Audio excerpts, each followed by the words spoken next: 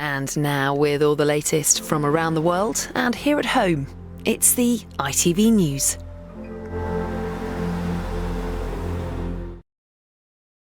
The NASA solar probe attempting to make history, flying closer to the sun than any mission before. The audacious flyby of the sun's outer atmosphere will endure blistering temperatures and extreme radiation. In 1969, we landed the humans on the moon.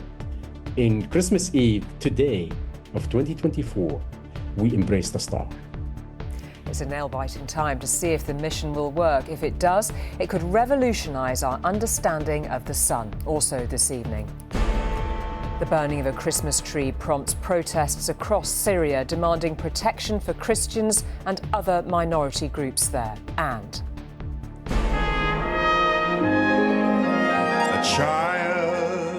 Kate's carols after her difficult year. We're behind the scenes of the Princess of Wales concert being broadcast tonight.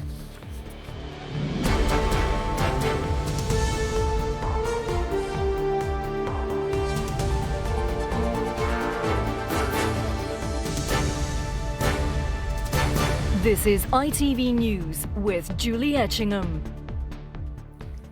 Good evening. In one of its most audacious missions yet, NASA scientists say they may just have made history but won't know for another couple of days. They've sent a space probe to the outer atmosphere of the sun, the closest a human-made object has ever ventured. But as Fred Dimbleby reports, the Parker Solar Probe faces unimaginable extremes of heat and radiation as it hurtles towards the sun at an incredible 430,000 miles an hour. It is the fastest human-made object in history, moving at hundreds of thousands of miles an hour as it attempts to fly closer to the sun than ever before. Its mission, solving a scientific mystery, working out why the sun's outer atmosphere, the corona, is hundreds of times hotter than its surface. In 1969, we landed the humans on the moon. In Christmas Eve, today of 2024, we embraced the star. And this probe has helped you to make new discoveries about the sun. Parker Solar Probe, in a way, is not only rewriting the textbooks about the sun, it's only opening new chapters that we have to explore going forward. Liftoff of the mighty Delta IV Heavy rocket with NASA's Parker Solar Probe. The NASA probe launched in 2018 with the aim of learning more about our star. And already it has flown by the sun more than 20 times, bringing back new insights. In 2022, it recorded these images of a mass eruption of energy and plasma, and it is hoped this trip will help scientists improve their understanding of solar wind, a stream of charged particles coming from the corona, which when aimed at Earth can cause the display of lights known as aurora borealis.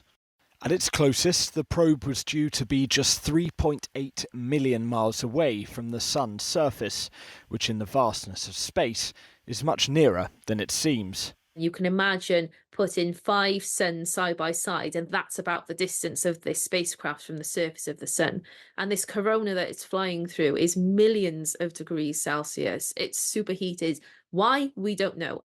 Those behind the project now face a nervous wait over Christmas, hoping the probe will bring them news of its success when it next makes contact with the Earth on Friday.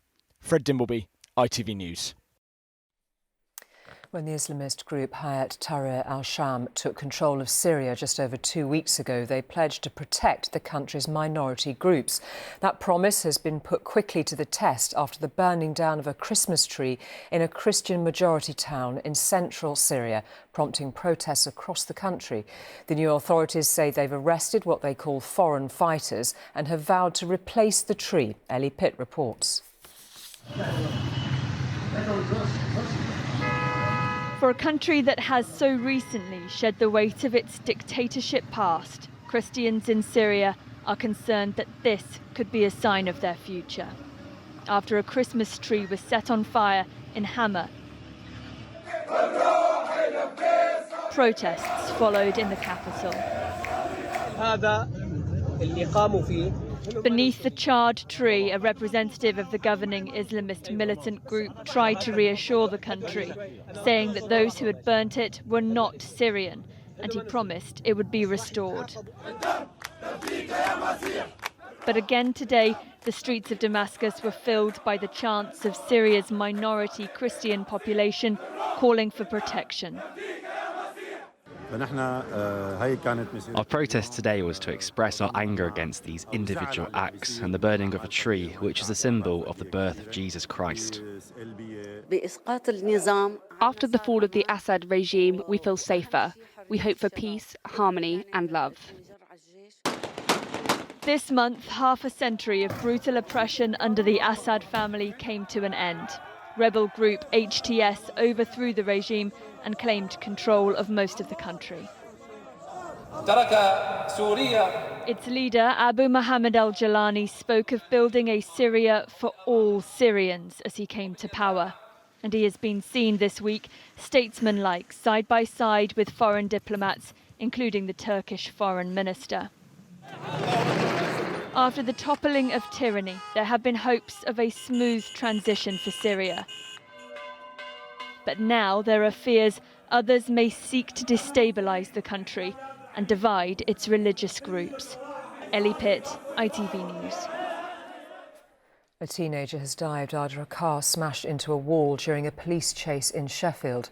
The car, which was believed to have been stolen, crashed after a short pursuit and the driver was taken to hospital where he died from his injuries. South Yorkshire Police has referred itself to the police watchdog. The film director and actor Justin Baldoni has had an award given to men who advocate on behalf of women rescinded. It follows allegations from his co-star in the film It Ends With Us, Blake Lively. She has accused him of sexual harassment and mounting a campaign to destroy her reputation, allegations Baldoni's lawyers strenuously deny. Mahathir Pasha reports. I am so honoured, I am so motivated, I am so excited, I am humbled. From basking in the glory at this event in New York just 2 weeks ago, Justin Baldoni is now dealing with a backlash. Legal action brought by It Ends With Us co-star Blake Lively has led to this accolade being rescinded.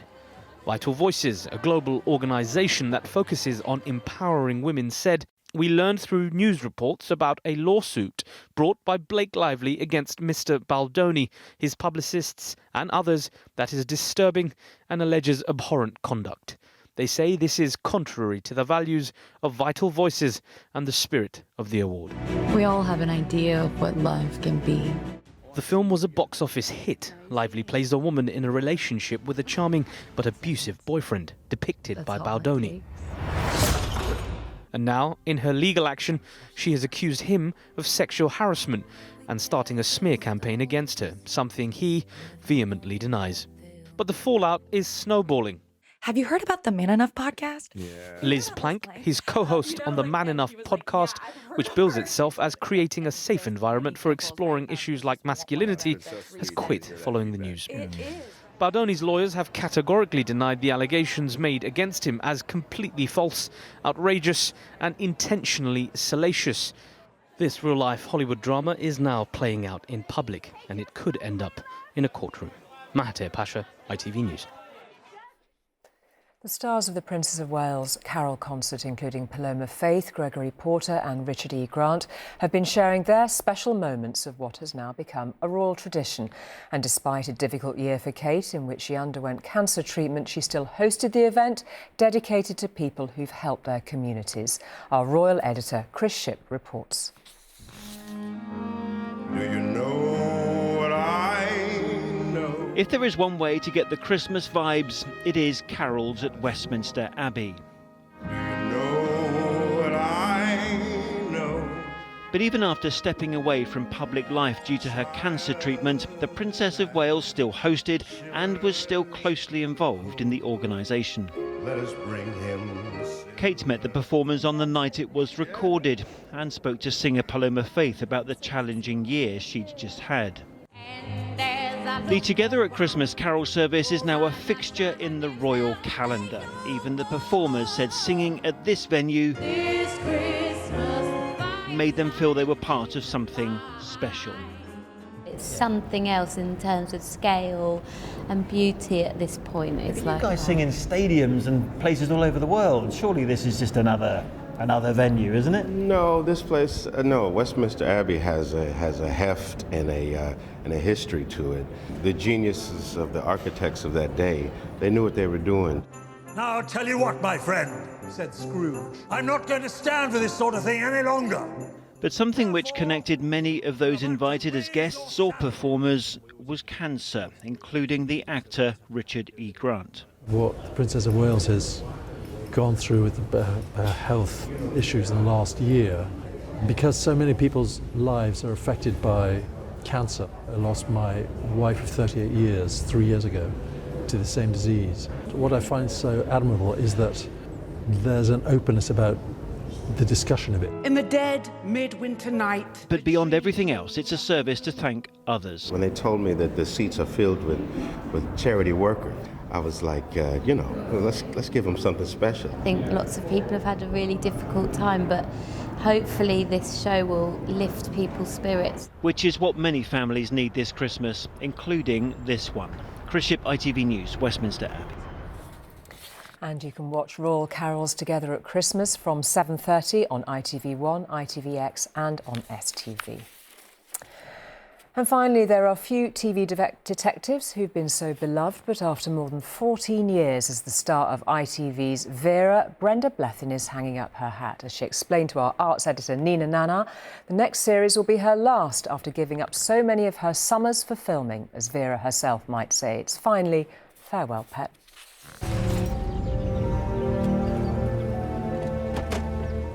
A beautiful showcase for the North East. Hello? Gary Creelan! And for 14 series, a showcase for the magnificent DCI Vera Stanhope. The joys of retirement, eh? Vera is about to try that out too, as Brenda Blethyn bows out of the role loved by millions since 2011. For the 78-year-old actress, it is simply time. It was a big decision because all the people working on it have been so loyal to the show and we've all had such a great time. But I've got another life, I've got another family, apart from Vera, I've got my family at home. And I suddenly realised I hadn't had a summer for 14 years, so it was time. It is really demanding, isn't it? 6 months certainly away from home, and then there's the preparation time before that. And actually working on the series is full on. 12-hour days, that's not counting travel, makeup and all that, and learning the lines. You're not coming then? What? No, I'll just... Created by novelist Anne Cleeves, Vera's first screen appearance came when Blethyn was 65. She leapt at the chance to play the kind of role rarely seen on TV. She doesn't look like she's just stepped off a catwalk, she doesn't rely on lipstick. And you don't know a great deal about her backstory. She doesn't feel the need for a man in her life, or anyone in her life. You all right, sweetheart? Would you get inside? Twice nominated for an Oscar, the Golden Globe and BAFTA-winning actress rose to international fame in Mike Leigh's acclaimed film Secrets and Lies. Don't break my heart, darling. Then came Pride and Prejudice. Mr. Bingley? Oh, my goodness. Everybody behave naturally. She's lucky, she says, to be in demand. A lot of older actresses are constantly saying there's just not enough parts for us. Where does that problem start to get solved? It's got to start right at the very beginning, doesn't it?